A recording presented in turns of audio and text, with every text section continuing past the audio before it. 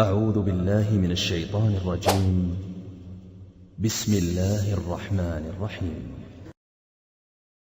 Allah Azza wa Jal nous a honorés par cette noble religion, qui est le fondement de notre unité, la source de notre dignité et l'origine de notre renaissance. Par elle, Allah Azza wa Jal nous a sortis de l'ignorance, nous a guidés après l'égarement, nous a rendus nombreux après avoir été peu, et nous a accordé la puissance après l'humiliation. Avant l'islam, les gens ne connaissaient ni la voie du monothéisme, ni le chemin vers l'unité. L'islam les a réunis sur l'unicité d'Allah et a unifié leur bannière sur la vérité, jusqu'à ce qu'ils deviennent la meilleure communauté suscitée pour les hommes. Comme Allah Azza wa Jal nous dit, Kuntum khayra ummatin ukhrijat linnas ta'muruna bil ma'ruf wa tanhauna 'anil munkari wa tu'minuna billah. Vous êtes la meilleure communauté qu'on ait fait surgir pour les hommes. Pour les hommes, vous ordonnez le bien, interdisez le mal et croyez en Allah Jalla wa Ala. Allah Azza wa Jal leur a rappelé cette immense grâce, leur a ordonné de le remercier pour elle, d'en préserver les fruits et d'éviter tout ce qui affaiblit leur force, divise leur rang et leur fait perdre cette bénédiction. Allah Azza wa Jal nous dit wa'tasimu bihablillahi jami'an wa la tafarraqu wadhkuru ni'matallahi alaykum idh kuntum a'da'an fa'alafa bayna qulubikum fa'asbahtum bi ni'matihi ikhwana wa kuntum 'ala shafa hufratin minan nari fa'anqadhakum minha kadhalika yubayyinu Allahu lakum ayatihi la'allakum tahtadun. Et cramponnez-vous tous ensemble au câble d'Allah et ne soyez pas divisés. Rappelez-vous le bienfait d'Allah sur vous lorsque vous étiez ennemis. Il a réconcilié vos cœurs. Et par sa grâce, vous êtes devenus frères. Vous étiez au bord d'un gouffre de feu et il vous en a sauvés. Ainsi, Allah vous expose ces signes afin que vous soyez bien guidés. Mes frères et sœurs dans la foi, l'islam veut que nous soyons une seule et même communauté, sous une seule bannière de vérité, sans esprit tribal qui nous divise, sans racisme qui nous déchire, sans passion qui nous égare, ni divergence qui affaiblit notre force, sous la bannière de la religion de vérité. Nous vivons le monothéisme et la foi. L'islam n'a fait aucune distinction entre un arabe et un non-arabe, entre un blanc ou un noir, entre un maître ou esclave, si ce n'est par la piété et les bonnes actions. Allah nous dit « Inna akramakum indallahi atqakum » Le plus noble d'entre vous auprès d'Allah est le plus pieux. Mes chers frères et sœurs, préserver l'unité des musulmans est une obligation religieuse et un devoir auquel il n'est permis de renoncer en aucune circonstance. L'union autour de la vérité est un moyen de renforcer la communauté, de préserver son entité et de repousser le mal de ses ennemis. C'est une réponse à l'ordre d'Allah de s'attacher à sa religion et de rejeter la division, comme il nous dit subhanahu wa'tasimu bihablillahi jami'an wa la tafarraqu, et cramponnez-vous tous ensemble au câble d'Allah et ne soyez pas divisés. Les musulmans sont comme un seul corps.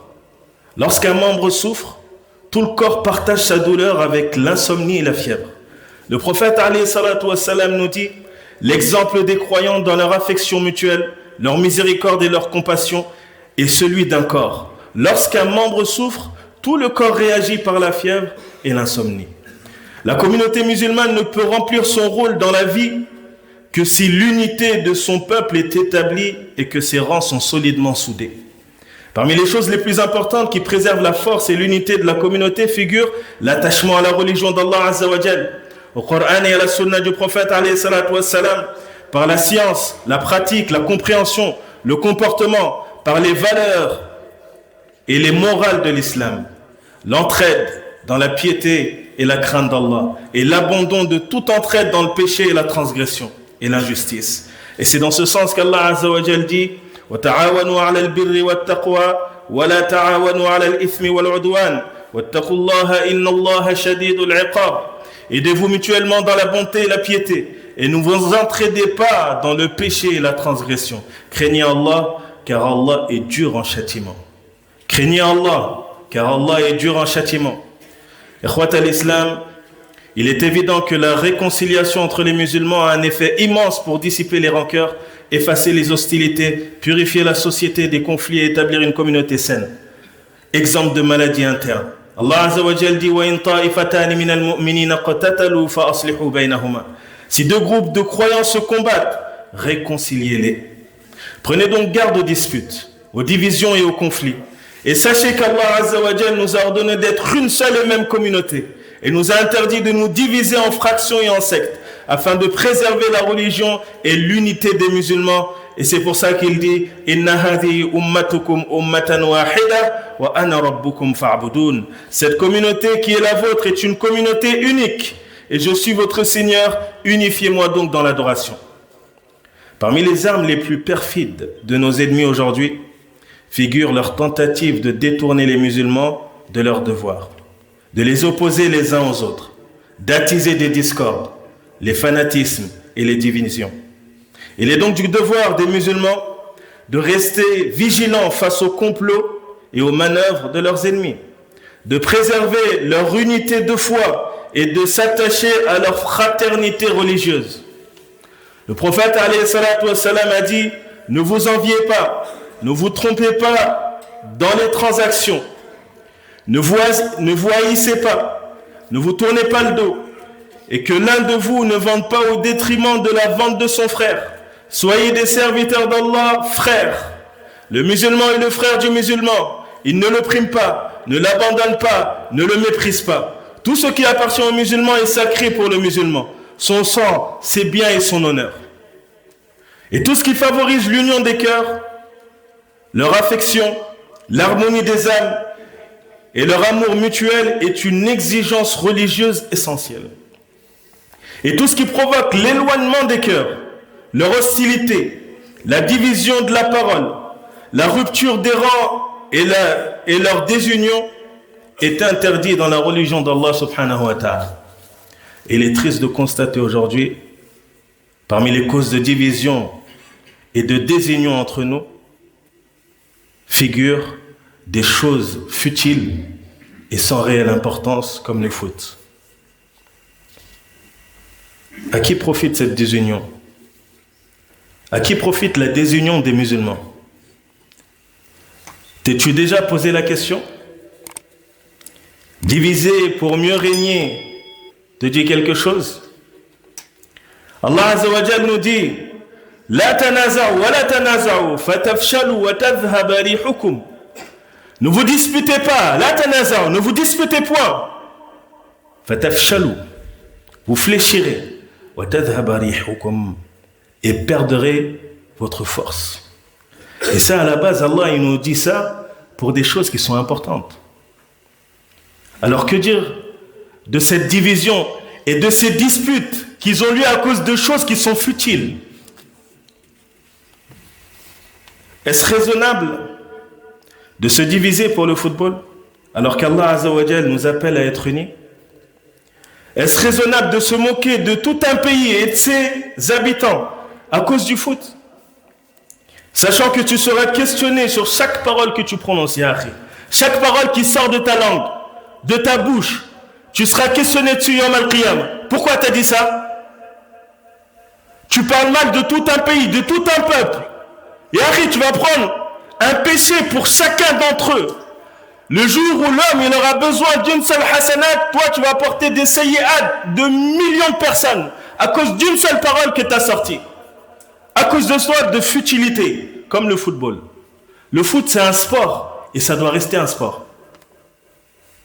Ça ne doit pas prendre une place au-dessus de ce qu'il mérite. Ça reste un sport, Yahri. Tu veux jouer au foot, joue au foot. Tu veux regarder un match de foot, regarde ton match de foot. À condition que ça n'entache pas sur ta religion. C'est pas à cause du foot que tu vas rater des prières. C'est pas à cause du foot que tu vas prier ta prière hors de son temps. C'est pas à cause du foot que on doit se diviser, s'insulter, avoir de la rancune, de la rancœur dans les cœurs. À cause de ça, là, Allah t'a créé pour son adoration. Et ces choses-là qui viennent, qui nous entourent, qu'on utilise, que ce soit le sport ou autre, on se doit de les utiliser dans le but de quoi? De céder à l'adoration d'Allah subhanahu wa ta'ala. Le foot, tu fais du sport pour te sentir bien, pour passer du bon temps. et pour que ça t'aide physiquement, psychologiquement à pouvoir adorer Allah subhanahu wa ta'ala. Mais lorsque ça va dépasser ce statut-là et que ça va commencer à rentrer dans des idolâtries, parce qu'il y a des personnes qui idolâtrent le foot. C'est devenu pour eux, au statut de la religion, le foot pour eux c'est ce que c'est pour le croyant, ce que la religion est pour le croyant. Et ça, c'est dépasser la limite. Donc le foot ne doit pas nous diviser. On est une seule et même communauté. On est des musulmans. Avant que tu sois algérien, marocain, mauritanien, sénégalais ou autre, tu es un musulman. Et c'est ça qui nous unit. Nos origines ne doivent pas nous désunir. Et encore moins le sport. Parce qu'on reste des musulmans. On a tous été créés par Allah tabaraka wa ta'ala. Et on descend tous de Adam alayhi salam. On est tous pareils en réalité. Le sang qui coule dans mes veines, c'est le même qu'il y a dans le tien. On n'est peut-être pas de la même origine, mais on a le lien de l'islam qui est plus fort que tous les liens. Et ce lien ne doit pas se briser à cause du sport. Donc on se doit de craindre Allah subhanahu wa ta'ala et de faire la part des choses, de remettre chaque chose dans son contexte, qu'Allah subhanahu wa ta'ala nous préserve et unit les musulmans, qu'Allah nous préserve de la désunion